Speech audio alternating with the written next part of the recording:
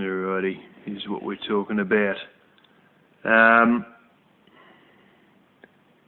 There we go. 4-cylinder, 2.4 litre. I don't know if you can see that very well. Dual fuel, LPG and petrol. LPG means liquefied petroleum gas, which for all intensive purposes is primarily propane with butane in it as well. We can get away with using butane in it because we don't have really badly freezing temperatures here. And that's one there. This one's had a fair bit of use in the fact that most cars do about 25,000 k's a year. That's 4 years old, as you can see. It's done tittle over 50,000 k's a year. So basically about 50,000. That's auction still basically 4 days and 20 hours. So that'll rise in price to probably about $6,000 at least, if not more, because I honestly usually see 2009 and sometimes 2011.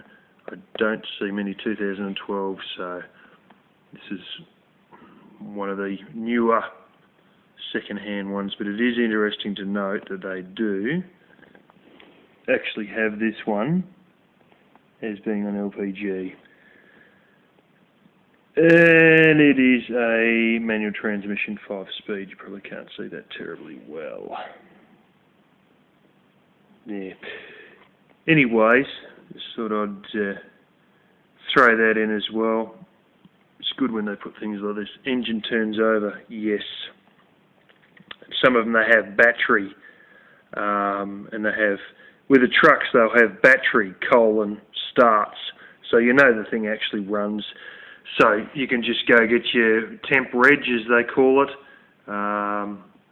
In fact, I was in there today to get my driving record for this interview, and yeah, they got all the paperwork there to get temp reg, which is lousy. How does it work out again? It all depends. The longer you get it, the cheaper it goes. And my uncle went and got one that's like, oh shit, he got like a 2-month temp reg. But if you just get it per the day, I think it's about $30. Is it $30 a day, I think? But if you go and get weeks, it drops right down quite a lot in price. Yeah. So you just need to get one of those, and fingers crossed, once you get it out from where it's auctioned off, you know, you might want to go into Google Maps and look for the nearest blooming fuel station so you can get into it, because there's quite a chance a lot of these they have jack shit left in the tank. And the other thing is to go there with a friggin' jerry can and just pitch in a bit with a jerry can, you know, and then you're fine. Yeah, but it's nice to know that some of these, you know, they say another one they put is key. Yes, I've actually seen a truck with no keys at all. I've seen another one where none of the bloody doors would open in the damn thing. So, but yeah, almost all of them have little dents and scratches. It's just about unavoidable. But yeah, this is the thing. These are in such good condition that, as they say, you know, engine turns over, which usually means it starts, and with a truck they'll put battery, starts, and you know that the actual trucks will actually fire, whereas these they'll say engine turns over, and there's all the chance in the world the engine turns over, they actually do mean it will start. And then you got your keys, you go there with a jerry can, and you know, get temp reg the day before. Sometimes they ask you what the former plates were. If we blow it up to a big size, and I tilt this laptop correctly, or it just wants to be a bitch, there's the actual plates there. I can see that quite easily. You guys can't, but we might if we choose this one. Geez, these laptop screens shit me sometimes. There you go. You see the plate number there. See a little red dot in the middle? That signifies that it's a converted vehicle, i.e. converted to propane. Oddly enough, although you very rarely see them, I mean, I don't think I've actually ever seen one. It is an option to buy them new with barn doors in the back. So you got like your split, and usually one's a little bit bigger than the other. And it means that if you're carrying a trailer behind it, the doors don't open up as much as the whole back door will, like your whole tailgate, whatever you want to call it, as is like this, might almost touch the front of your trailer when you open it, whereas the barn doors never will. But I've never actually seen one in the real with barn doors. I've only actually seen just in the brochure, and that's about it. But anyways, this is one of these other ones. As I saying, you know, most likely a bit more of a prick. 07. There's a lot of 08 ones getting around. 119,000. It's done bugger all. 2,500. That's still about 4 days left on that. 3 days and 21 hours. These ones I don't know. It's one of these things. There's some car magazines that will write in there what the common problems are, and you got to get a particular magazine, and each episode they'll tell you how they performed, and also you can just get onto some of these car websites, and they will tell you what ones have got what problems. And there's, but this particular magazine, which I end up getting as part of my car insurance, sometimes if you get it lucky, you will actually get the waffle about what one's got what, and as you can see, this one's already got a tow hitch on it. But that, you know, that's not going to go, you know, shit. It probably won't even go for any more than 3.5. Oh, it's quite a bit bigger the engine actually. 3.8 litre 6-cylinder. It's petrol, 8-seater.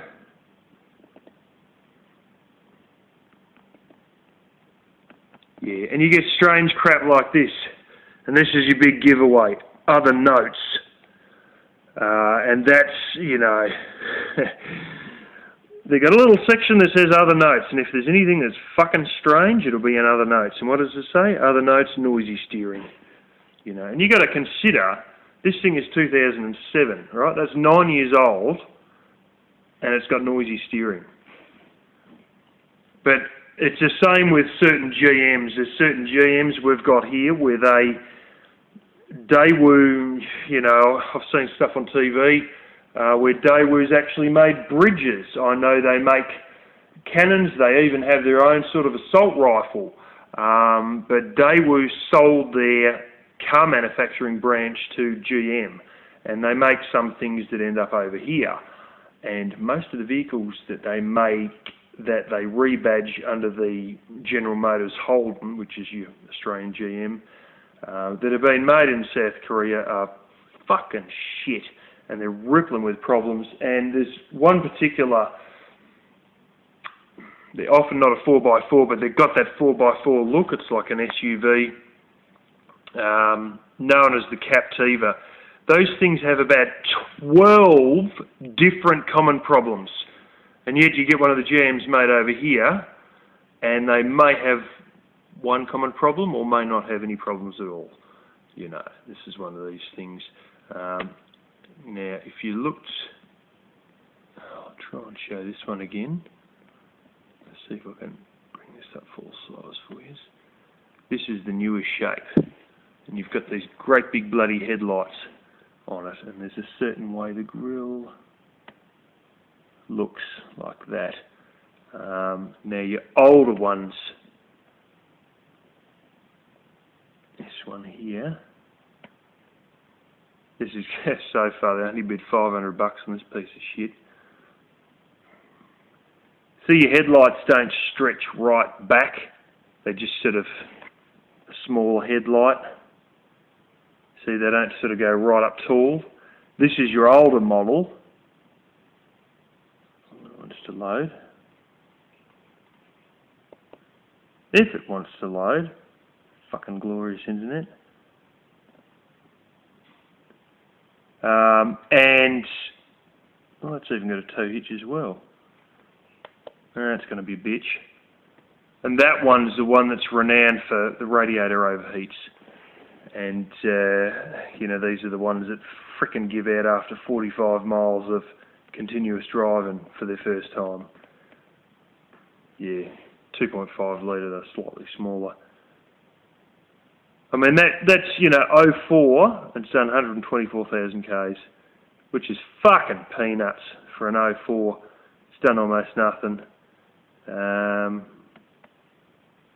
Other notes. Hail damage. That's probably why it's only going for $500. They do even have a thing about, because of some of the colossal bloody hailstorms that we never used to get, and we suddenly did get,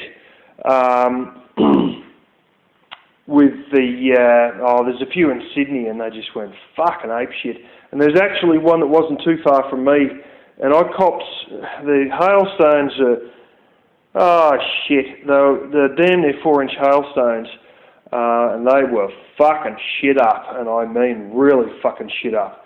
And there were people who had everything smashed, even terracotta pots for pot plants got shattered.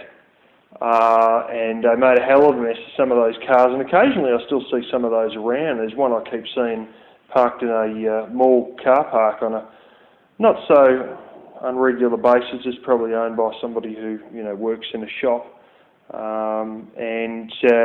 Yeah, I even had some of those come, but I only got a handful of them, and I was worried that it was going to crack the solar panels. And I went out in the middle of the night and checked that it hadn't cracked the solar panels. And then I had a look at my car and actually put a couple of little dents in the roof, and I heard one hit the windscreen. I was worried it almost might have hit the windscreen, but yeah, there is a certain thing I saw on the government website involving dealing with hail damaged cars, and I don't know what it is, but what I do know is when it all happened, the bastards were allowing people who had Range Rovers to keep the Range Rovers, you know, expensive bloody Range Rovers, and there were poor people who were frickin' college students, and they had no money to their bloody name except this car that was worth $1,200 or, you know, $2,000 or $3,000. That's all they had, is their car. And they were whacking unroadworthy stickers on them. You can't get them fixed. And here they are trying to go to college, getting, you know, jack shit money from the government to go to college, barely able to afford to run their damn car, and they had the car taken off them, the same car they need to go to college with every day. And yet these rich bastards would get friggin' Jaguars and Range Rovers and Mercedes-Benzes that were just as smashed up, and they never took any of them off the road, but everybody else who couldn't afford a frickin' new car by clicking their fingers, didn't have the money in the bank, could barely afford what they did have, you know, they took it off them. But I should read that little bit it's got on there, because I've got no troubles with a work vehicle that's got a couple of prangs in the roof and shit like that. Who gives a fuck? It's not actually, you know, it doesn't worry me in the least if I'm just trying to run the pants off the damn thing for work purposes, and it only cost me a couple of $1,000 to begin with, and the price drops dramatically because nobody seems to want to buy them, and it may be that it's almost impossible to register them. But yeah, I'll have to look into what the official line is on all that. Yeah. Alrighty, just going to a particular website here. It's talking about the Carnival. It weighs 1.7 tonnes before you even put anything in it, which my great big long wheelbase thing's 1.6 tonne. So yeah, but anyways, more than 18,000 were sold in its first 5 years. It came here in '99. Equally spectacular, though, was the growing list of failed engines and disgruntled owners. A design flaw in the Rover KV6 engine caused cylinder liners to work loose, leading to head gasket failures and engine seizing if the overheating wasn't quickly noticed. No, I used to think, just assume, having been in the radiator industry, that it was a radiator issue that caused overheating, and then that meant that, really speaking, it was just that the thermostat wasn't opening or the thermostat was failing to open at all. But no. It was literally the cylinder liners working loose. Now, for those of you who don't quite understand what it is, they have this in diesels, especially in the old tractors of the 70s and stuff like that, where basically where your cylinder goes up and down, that isn't the same steel as the block. It's actually like, they've got like a can almost that goes down, and you can have your cylinder liners changed in your old 1978 Chamberlain tractor like we've got and stuff like that. And the other one they use them in often enough is cars with alloy blocks, i.e. alumina blocks. They can't have a piston flying up and down because it will just wear out too quick. So they have the aluminium block, and then they have a steel, and often enough actually stainless steel, liner. And what happens with these is the same sort of a thing, you know, aluminium block and cylinder liners that would come loose off the block as you're frickin' driving. And the engines would cause, you know, massive heating would build up, and it didn't matter how damn good your radiator was, it just wasn't going to be able to cool it quick enough. Disintegrating camshafts, which are the things that basically, long story short, the things that open your valve, or, well, more or less, could also destroy entire engines. Now, they run along the top, in the inside, up, well, nowadays it's more or less inside the rocker cover, and yeah, they'll just blow to bits, and well, when that happens, then, you know, nothing's opening, and yeah, basically it's just bits of shrapnel where there was supposed to be working parts. Overseas durability rankings regularly place Carnival equivalents in last position, with serious problems suffered by more than 24% of vehicles surveyed. See, this is what I'm talking about. It's probably good to read this sort of shit before you go deciding that you need to spend as little money as possible to start a business with a van. Yeah, serious problems with more than 24%. You know, that's basically saying a quarter of them are fucked, basically. In Australia, and that's talking about overseas ratings, with serious problems suffered by more than 24%, which, you know, 25% means it's a quarter of them. In Australia, up to 40% of the 2.5 litre models reportedly suffered engine problems. And this is the thing, the old one I was showing you, particularly early ones, no, that's the wrong one. Them ones without the light streaked right back, they were the 2.5 litre. Yep. And the other ones with the big light streaking right back, they're the 2.8 litre. Completely different engine. Well, I don't know if it's completely different, but it's different enough. Many V6s were completely replaced under warranty, but plenty of owners who bought used Carnivals that had run beyond the factory or dealer warranty periods were left to cover the repair bills that could exceed $8,000. Now you know why they cost $2,500, because that's all you're willing to pay, because let's face it, if you have an $8,000 problem, you've only lost $2,500. And the problem seems to mainly afflict pre-04 versions, and not the Grand Carnival, which uses an entirely different engine. And this is the thing, you know, you've got your basic Carnival, and you've got your Grand Carnival, which uses an entirely different engine, like I was suspecting, but it was a lot of pre-2004 versions, which is also your older one with your smaller lights, not your bigger one with your bigger lights, as I said there. From 03, a restyled version was introduced, identified by enlarged headlights and a single bar grille. blah blah blah. Shit, they even had one with leather trim in it.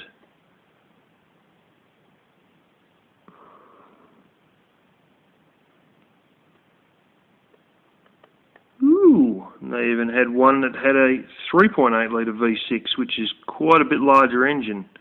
It's quite a lot larger. It's actually another 1.3 litres bigger.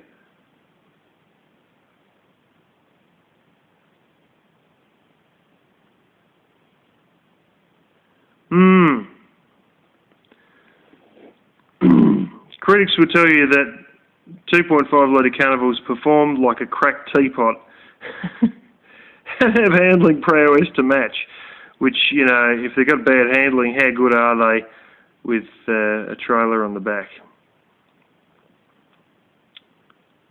Parents with hordes of kids, relatives and gear to move will point to more comfortable and adaptable seating, dual zone air conditioning and low used market pricing.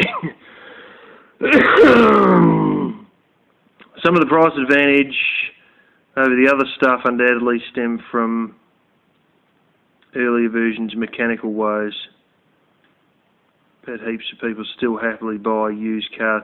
There's heaps of people that happily buy used cars who don't know a fucking car from a fucking egg beater. I mean, there's a lot of people that just, a car is a car, you know, and that's, you know, there's plenty of women who just, you know, as long as it looks like it's the part, that's good enough, and they won't do, you know, stuff like this. They won't know stories about it or anything like that. Yeah.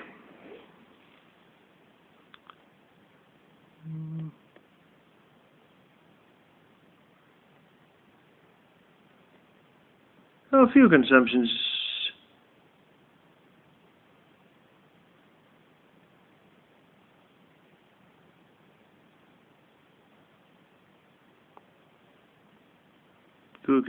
not great at all, apparently.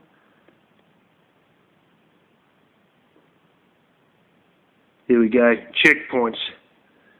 Service history is vital. A high proportion of these vehicles has suffered catastrophic engine failures, and others may remain undiscovered. Check the service book, or with Kia, if it is missing, to determine if the Carnival you are considering has already undergone major repairs or an engine transplant. Or just buy one that's after 2004. Or buy the Grand one, which has the completely different engine, as opposed to the base model. Any coolant contamination of the engine oil, yeah, which is where you get your milky look, your white shit floating in your oil.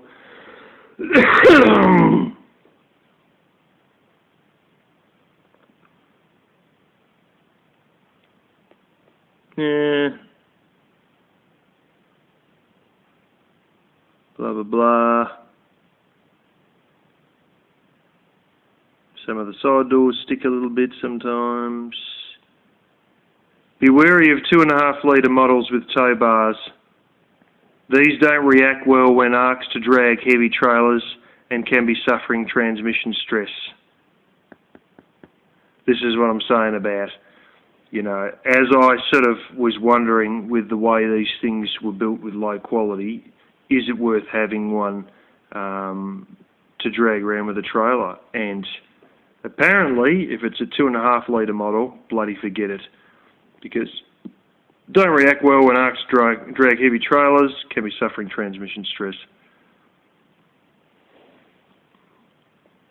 So if you get the 3.8 litre one, that's the older one with a quite big engine, it's probably fine. But the 2.5 litre, forget about it. And, you know, what do you expect? You know, they're just fucking shit quality all around, to be quite honest.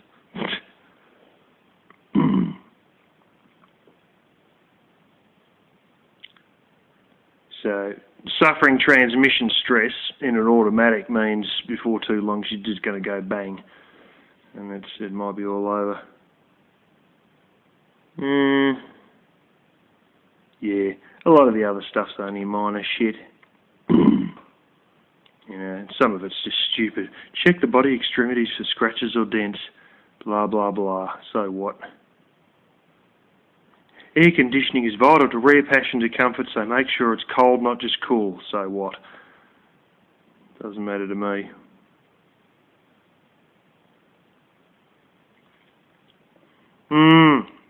Anyway, it's good to have this sort of stuff around and you find out the truth about what's going on with these things. So here we go again. Here, this is a review where people type in their own reviews, and you've got a whole heap of glowing reviews up above, and someone's done 495,000 Ks, which is just about hard to believe at all, but it is a taxi, which explains that, but the guy changes the filters a lot and always uses synthetic oil. And they reckon a lot of the problems with these, so long as you go berserk on changing oil on a regular basis, should be alright. But yeah, you know, he bought it September 04,